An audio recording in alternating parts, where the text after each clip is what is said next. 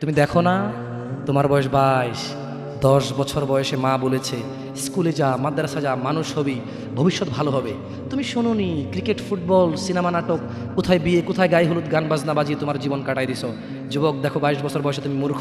তোমার পাশের বন্ধু পাইলট স্কুলে পড়ে, হ্যাঁ 10টা টিউশনি পড়ায়, 30,000 টাকাও কামায়। হ্যাঁ, তুমি যাকে বিয়ের প্রস্তাব দিচ্ছ কেউ রাজি নাই, ওর জন্য 5টা ঘর আসে, ওর মা বলছে এখনো ছোট, আরও পড়াশোনা করুক, আর তুমি বিয়ের জন্য হন্য হয়ে খুঁজতেছো। কোনো রিক্সাওয়ালাও তোমাকে মেয়ে দিতে রাজি। তুমি দেখো 10 বছর 15 বছর বয়সে যদি মায়ের ওই কথা মেনে নিতা, তাহলে তুমি আজকে উপকৃত থাকতা। আমি জামশেদ মজুমদার 27 বছর বয়সে এসে তোমাকে বলছি তুমি গান বাজনা ছেড়ে দাও। ইনশাআল্লাহ 60 বছর পরে মারা গেলে, 30 বছর পরে মারা গেলে, 70 বছর পরে মারা গেলে ওই উপকৃত হবা। আর তা না হলে এই গান বাজনার সাথে তুমি তোমাকে ধ্বংস করে দিচ্ছ। যেদিন নিঃশ্বাস বন্ধ হয়ে যাবে সেদিন হলেও বুঝবা। বুঝতে তোমাকে হবেই, জমিনের উপরে বোঝো অথবা জমিনের নিচে বোঝো, বুঝবে তুমি হবে। শোনো, আল্লাহ কোনো কিছু বলেছে আর তুমি বুঝবা না, আহা হা, পার পাওয়া যাবে না। তবে তোমাকে বলি, যা করেছো করেছো, যা গান বাজনা শুনেছো শুনেছো, এবার আল্লাহকে ভয় করে সব ছেড়ে ইস্তেগফার করো, বলো আল্লাহ আমাকে ক্ষমা করেন, আমার এই 2 কানে গলিত সীসা ঢালিয়েন না ইয়া আল্লাহ। ছিলাম কিন্তু আমি উপলব্ধি করতে পারিনি, ইয়া আল্লাহ আজকে আমি উপলব্ধি করছি, আল্লাহ আমি আর কখনো বাদ্যযন্ত্র দিয়ে নিজেকে আনন্দিত করব না। এই হারাম যা আপনার এত আপনাকে রাগান্বিত করে, আমি আর কোনোদিন এই হারাম দিয়ে নিজেকে আনন্দিত করব না। আমি অনুরোধ করব, চিটাগং শহরে থাকি, বেশি দিন হয় না, তবে কারো বিয়ে হলে আর 2 দিনও ঘুম হয় না, এত পরিমাণ গান বাজনা বাজায়, আল্লাহি হৃদয় ভেঙে যায়। আল্লাহর কসম, কী দিয়ে বুঝায় আপনাকে? মন চায় মারামারি করি, মন চায় গালাগালি করি, মন চায় ঝগড়া করি, মন চায় ওর বিয়ে ভেঙে দেই, মন চায় নিজে পুলিশের ওসি হয়ে ওদের সবগুলো বন্ধ করি, মন চায় রাজনৈতিক নেতা হয়ে লাঠিছোটা নিয়ে এদেরকে পিটানো শুরু করি, মন চায় আল্লাহর থেকে অনুমতি আসুক, ওহি বন্ধ হয়ে গেছে, মন চায় আল্লাহ তুমি ওহি পাঠাও, একটাকে গলায় পাড়া দেয় কতক্ষণ। মন চায় নিজেকে যদি অনেক জ্ঞানী, অনেক কিছু হতাম, কোথাও গিয়ে যদি বলতাম গান বন্ধ করো, যদি বন্ধ করে দিত, যদি এমন কিছু হতাম, কত কিছু যে মন চায়। তোমার বিবাহ তুমি রামশ্যাম যদুমধুর মতো করে ফেলেছো। যুবক তুমি কেন কবুল পড়ে বিয়ে পড়ো? আমার তো বুঝে আসে না। বাবা আপনি কেন আপনার ছেলেকে কবুল পড়িয়ে বিয়ে দিচ্ছেন? আমার বুঝে আসে না। ভাই আপনি কেন আপনার মেয়েকে কবুল পড়িয়ে বিয়ে দিচ্ছেন? আমার বুঝে আসে না। আপনার মেয়ে হলুদ কাপড় পরে, মাথার মধ্যে খোপা দেয়, 3 জনে এসে দুধ খাওয়ায়, 4 জনে কোলে নিয়ে নেয়, 6 জনে গান বাজায়, 10 জনে এসে হলুদ মাখে, শুধু বুঝি মৌলবি দিয়ে কবুল পড়ালে বুঝি মুসলিমের বিয়ে হয়? শুনুন, আপনার নবী মুহাম্মদুর রাসূলুল্লাহ সাল্লাল্লাহু আলাইহি ওয়াসাল্লাম কবুলের পদ্ধতি দিয়ে গেছেন, তাই কবুল পড়ায় মুসলমানের বিয়ে মনে করেন না। কিন্তু বাকি যেগুলো করেন এগুলো কার পদ্ধতি? কার? মিথ্যা কথা বলবেন না। হুজুর ডেকে খুতবা পড়ে কবুল পড়ে বিয়ে কার পদ্ধতি? আল্লাহ নবীর। এই গান কার পদ্ধতি? কেন করতেছেন? ওটা তো আপনার বিয়ের অংশ। বিয়ে না হলে তো বাজাতেন না। বিয়েকে কেন্দ্র করে যেমন কবুল বলছেন, বিয়েকে কেন্দ্র করেই তো গানটা বাজাচ্ছেন। কয়জন নবীর উম্মত আপনি? আপনার নবীর নাম কি? আই এম আস্কিং ইউ, আপনার নবীর নাম কি? আমার নবীর নাম মুহাম্মদ রাসূলুল্লাহ সাল্লাল্লাহু আলাইহি ওয়াসাল্লাম। Who is the messenger of Allah for you? আপনার জন্য আল্লাহর নবী কে? কোন নবীর সুন্নত পালন করলেন গান বাজিয়ে? আপনার জন্য আমার বিল্ডিংটা ভেঙে পড়বে, বলে রাখি ছাড়বো না। আল্লাহ তুমি আমার ভাইদেরকে হিদায়াত দাও ইয়া আল্লাহ, ছাড়বো না। এই যে ভূমিকম্প হলো আপনার গান বাজনা বাজানোর কারণে। মুহাম্মদ সাল্লাল্লাহু আলাইহি ওয়াসাল্লাম কি মিথ্যা কথা বলে? কারা কারা হাত তোলেন তো যে মুহাম্মদ সাল্লাল্লাহু আলাইহি ওয়াসাল্লাম জানে না, মুহাম্মদ সাল্লাল্লাহু আলাইহি ওয়াসাল্লাম জানে না, এরকম কারা কারা স্বীকার করে? আল্লাহ নবী বলেছে যখন বাদ্যযন্ত্র বেড়ে যাবে, গায়িকারা সম্মুখে এসে নাচবে, তুমি অপেক্ষা করো, পাহাড়গুলো কেঁপে উঠবে, পৃথিবীটা নড়ে উঠবে। জালজালা ইযা জুলজিলাতিল আরদু জিলজালাহা, যখন পৃথিবী প্রবল কম্পনে প্রকম্পিত হবে, ওয়া খরাজাতিল আরদু আসকালাহা, যখন এই মাটি তার ভিতরে যা আছে একদম লাথি মেরে বের করে দেবে, লাশ হোক আর যাই হোক, মাটি বলবে যে বেরো, বের হও আমার থেকে, বের হও, আমি তোর আর কাউকে রাখবো না। ওয়াকাল আল ইনসান, মানুষ বলবে মালাহা মালাহা, পৃথিবীটা কি হলো, এই মাটির কি হলো, কেন সে কবরগুলো লাশগুলো বের করে দিচ্ছে, কেন সে স্বর্ণ মতি হীরা মানিক্য বের করে দিচ্ছে, মালাহা এর কি হলো, কেন পাহাড় নড়ে উঠছে, কেন পাহাড় ভেঙে চূর্ণ বিচূর্ণ হয়ে যাচ্ছে? মানুষ বলবে মালাহা, পৃথিবীর কি হলো? বিআন্না রাব্বাকা আওহালাহা, পৃথিবী এটা করবে, বিআন্না রাব্বাক, কারণ তোমার প্রতিপালক আওহালাহা পৃথিবীকে আদেশ করেছে। আপনি গান শোনেন, আমি শুনি না, আপনি গান বাজান, আমি বাজাই না। যখন চিটাগং নড়ে উঠলো ভূমিকম্পে, আপনার বাড়ির সাথে আমার বাড়িটাও নড়ছে। বন্ধ করেন এই জুলুম আমাদের উপর। আল্লাহর দিকে তাকিয়ে বন্ধ করেন, আল্লাহর দিকে তাকিয়ে বন্ধ করেন। আপনার বাড়িটা যদি ভেঙে ফেলার ইচ্ছা, বুলডোজার ভেঙে ফেলেন, কেউ ধরবে? কেউ জিজ্ঞেস করবে আপনাকে? আপনি গান বাজনা শুনে এভাবে পৃথিবীতে বিপর্যয় নিয়ে আসতেছেন। ইত্তাকিল্লাহ হাক্কা তুকাতিহ, আল্লাহকে ভয় করেন যেভাবে ভয় করা উচিত। ইয়া শাবাব, আহলুল মুনাফিক, নামধারী কিছু মুসলমান, এদের ফাঁদে পা দিও না।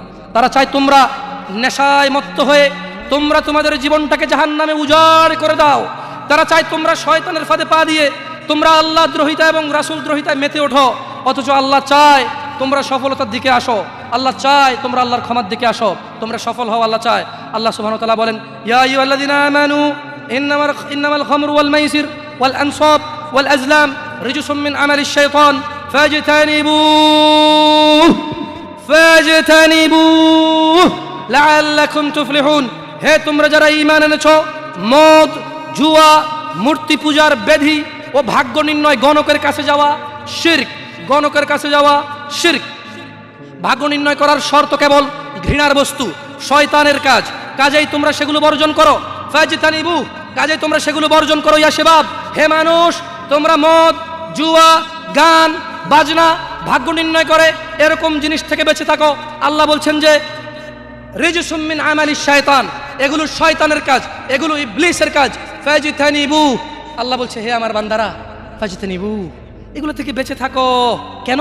লাআল্লাকুম তুফলিহুন, যাতে তোমরা জিতে যাও, যাতে তোমরা সফল হও, যাতে তোমরা জান্নাতি হও, যাতে তোমরা ভয়াবহ আগুন থেকে বেঁচে যাও। জাহান্নামের আগুন কি? নাযাতাল লিশশাওয়া, চামড়া খসে দেবে, এটা হচ্ছে জাহান্নামের আগুন। জাহান্নামের আগুন থেকে বাঁচার দরকার আছে না নাই? এইভাবে এলোমেলো চলাফেরায় শুক্রবারের নামাজে গিয়ে বাকিও সব বাদ দিয়ে নামাজও পড়বো, শুধু খাবো। আরে বাস্তবতা এমন, এখনকার ঘুষখোররা বলে যে শুনেন 3 লাখের নিচে হবে না, আপনাকে বুঝতে পারতেছি না, জোরে টাইম চলে যাচ্ছে, দিলে দেন না দিলে যাই নামাজ যাই। বড় আশ্চর্য, বড় আশ্চর্য। আরে ভাই, নামাজ আল্লাহর সাথে অপরাধ, ক্ষমাকারী কে? জানা আল্লাহর সাথে অপরাধ, ক্ষমাকারী কে? মদ পান আল্লাহর সাথে অপরাধ, ক্ষমাকারী কে? কিন্তু যার থেকে ঘুষ নিছেন, এটা কি আল্লাহর হোক না মানুষের হোক? ক্ষমাকারী কে? মানুষ, আল্লাহ না। আল্লাহ ক্ষমা করবে না, আল্লাহ নিজের উপরে হারাম করে দিয়েছে এটা। আপনি যদি বলেন যে আমি 3 দিন ভাত খাবো না, পারবেন? এই ওয়াদার উপর থাকতে পারবেন? নাকি খিদের বেলা খেতেই হবে? আল্লাহ এতটাই ক্ষমতাবান, তিনি যদি বলেন যে আমি এটা করব না, তিনি এটা না করে থাকতে পারেন। অনেকে বলে যে আল্লাহ চাইলে পুরুষেরটাকে মহিলা বানাইতে পারবে। আমরা বলি যে আল্লাহ চাইলে সবই পারবে, কিন্তু আল্লাহ এখানে বলে যে আমি চাইবই না এটা। আর আল্লাহ এত ক্ষমতাবান, আমি এটা করবো না বলে পৃথিবীর কেউ জোর করে ওনাকে করাইতে পারবে না। আপনারা কথা বুঝতে পারছেন? এই জন্য মানুষের হক যে নিচ্ছেন আপনারা, আল্লাহ ক্ষমা করবে না। তো প্রশ্ন, আল্লাহ এত ক্ষমতাবান, আল্লাহ ক্ষমার মালিক না আল্লাহ? আল্লাহ এই ক্ষমতাটা তার বান্দাকে ভালোবেসে দিয়ে দিছে। বান্দা নে, তোকে দিয়ে দিলাম ইখতিয়ার, আমি আল্লাহ মিথ্যা কথা বলি না। তোর হক যে খাবে, তুই মাফ করলে সে মাফ পাবে, আমি মাফ করবো না। আমি দাখিলি দিব না জায়গায়, কি করবে না? আমি না কি গোলাবো না। লা ইলাহা ইল্লাল্লাহ, সুবহানাহু, তিনি পবিত্র। তো তারা চায় তোমরা মদ, জুয়া, নেশায় ব্যতিব্যস্ত হয়ে থাকো। নামধারী মুসলিমরা চায়, মুনাফিকরা চায় এটা। কাফেরদের দোষ দিয়ে লাভ নাই, 90% মুসলমান দেশ, আপনারাই তো বলেন। তা কাফের কি করে? এখানে মদের আড্ডার মালিক মুসলমান, এখানে গানের আড্ডার মালিক মুসলমান, এখানে ডিস কেবলের মালিক মুসলমান, এখানে মানুষ মারে মুসলমানের কথা, এখানে মানুষ বাঁচায় মুসলমানের কথা, এখানে দুজনে যায় উঠা নিয়ে চলে আসে কাউকে মুসলমানের কথায়, মুসলমানের বাড়ির নিচে মসজিদ, মুসলমানের দোকানের উপরে মসজিদ, মুসলমানের ঘরের পাশে মসজিদ। মুসলমান নামাজ আসে না, কাফের দোষ দিবেন কিভাবে আপনি? এরা সবই তো মুসলমান। তো এরা কি মুসলমান না মুনাফিক? এরা মিথ্যাবাদী। কি আপনারা মনে কষ্ট নিচ্ছেন যে আমাদেরকে গালি দিয়ে গেল? ওয়াল্লাহি ওয়াল্লাহি ভুল বুঝিয়েন না। আমি এই কথাগুলো বলে বোঝাতে চাচ্ছি, আপনি যে নামাজ পড়েন না, এটা ছাড়া বিকল্প নাই। আমি বলি না যে আপনি খারাপ জাহান্নামে চলে যাবেন, না। আপনার মালিক কে? তিনি যদি আপনাকে জান্নাত দেয় ক্ষমা করে, কেউ ঠেকাইতে পারবে? কিন্তু মনে রাখবেন, তিনি মিথ্যা কথা বলেন না। তিনি বলে দিয়েছে তিনি কাদেরকে জান্নাত দেবে। উনি পৃথিবী পরিচালনা করেন একটা নিয়ম শৃঙ্খলায়। কিভাবে? একটা নিয়ম শৃঙ্খলায়। বুঝে আসছে না? আসে নাই? যাই হোক, ইবনে আব্বাস রাদিয়াল্লাহু আনহুমার বর্ণনায় রাসূল সাল্লাল্লাহু আলাইহি সাল্লাম বলেন, আল্লাহ তাআলা মদ, জুয়া, তবলা, সারেঙ্গি হারাম করেছেন। তিনি আরও বলেন, নেশাগ্রস্ত করে এমন প্রত্যেক বস্তু হারাম। মুসনাদে আহমদ ও আবু দাউদ এসেছে। এছাড়াও বহু প্রমাণ ও নির্ভরযোগ্য হাদিস রয়েছে যাতে গান, বাদ্যযন্ত্র হারাম ও নাজায়েজ বলা হয়েছে। এই ব্যাপারে বিশেষ সতর্কবাণী রয়েছে ও কঠিন শাস্তির ঘোষণা করা হয়েছে।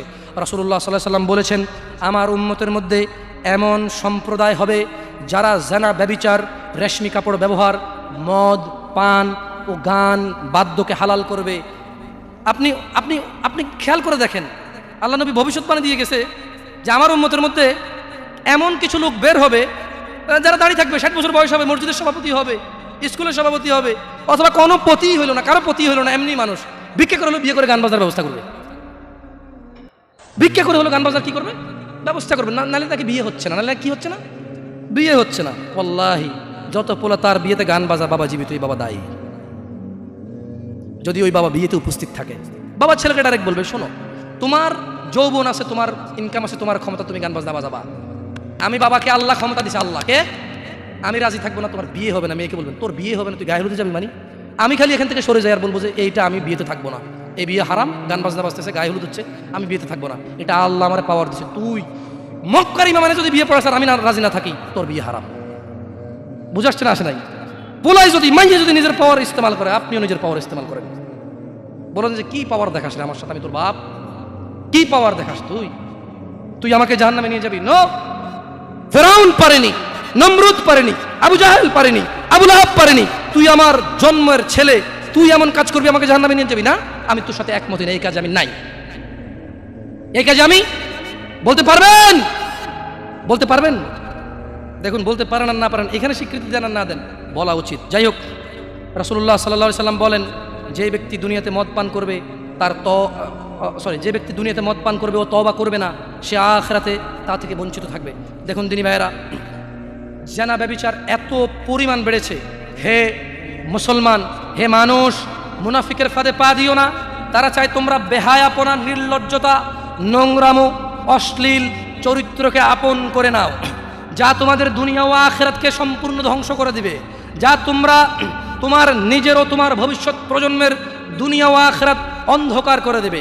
এই ব্যাপারে আল্লাহ সুবহানাহু ওয়া তাআলা সূরা আল ইসরা বলছেন, ওয়ালা তাকরাবুজ জিনা, তোমরা জানার কাছেও যেও না, ইন্নাহু কানা ফাহিশাতাও ওয়া সাআ সাবিলা, নিশ্চয়ই এই জানা ব্যভিচার, নিশ্চয়ই এই জানা ব্যভিচার, নিশ্চয়ই এই জানা ব্যভিচার অশ্লীল, অশ্লীল, অশ্লীল, অশ্লীল, নিকৃষ্ট, নিকৃষ্ট, নিকৃষ্ট আচরণ।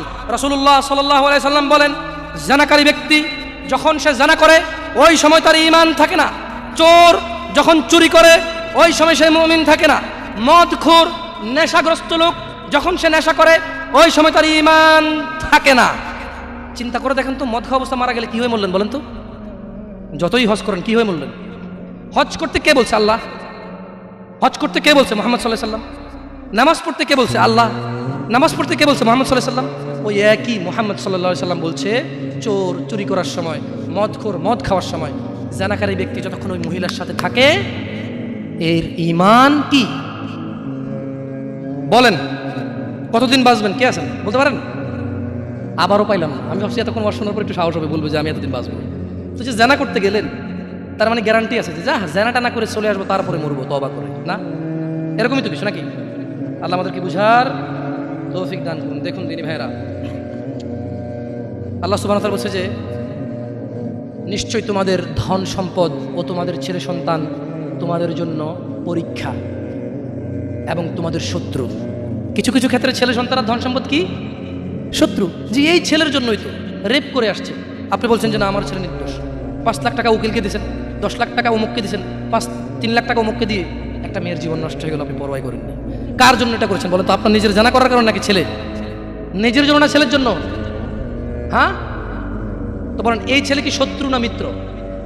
এই ছেলে এই যে আপনি একটা অন্যায়কে সাপোর্ট করে গেলেন, যদি আল্লাহ আপনাকে জিজ্ঞেস করে আপনার বাচ্চা আছে, এই অন্যায়টা আপনি কার জন্য করছেন? কার জন্য? তাহলে এই ছেলেকে শত্রু না বন্ধু? এই জন্যই দিনী ভাইয়েরা, আমি আপনাদের লাস্ট 2-3 মিনিট কথা বলে আমি এতক্ষণ থেকে আপনাদেরকে কিছু নসিহত করেছি। আপনাদেরকে বলে রাখি, আপনি, শুধু আপনি না, এই পৃথিবীতে যত মানুষ আর জিন আছে সব যদি একসাথে হয়ে ফন্দি করে, যুক্তিসরা পরামর্শ করে আল্লাহ দ্রোহিতা, আল্লাহ বিরোধী কাজ করে, আল্লাহর কিছুই যায়? জোরে বলেন তো, আল্লাহর কিছুই যায়? এই পুরো পৃথিবীর মানুষ এবং জিন সবাই যদি একসাথে কোনো গুনাহ না করে, শুধুই আল্লাহর অনুগত্য করে, আল্লাহর যেই ক্ষমতা, আল্লাহর যেই মহত্ব, কিছুই বাড়বে কিছুই বাড়াইতে, কিছুই কমাইতে পারবেন না। আপনাকে একটা কথা বলি, নিজেকে বেশি অপরাধী মনে করিয়েন না। আপনি এত ভালো আল্লাহ পেয়েছেন, আপনি এত ভালো রব পেয়েছেন। বনি ইসরায়েলের একজন লোক 99 জন লোককে হত্যা করলো। তারপর সে চিন্তা করলো আমার ভালো হওয়া উচিত, ক্ষমা পাওয়া উচিত, জাহান্নামের আগুন থেকে মুক্তি পাওয়া উচিত। বাবা আমি এই জাহান্নাম সহ্য করতে পারবো না, কিভাবে আমি জাহান্নাম থেকে বাঁচবো?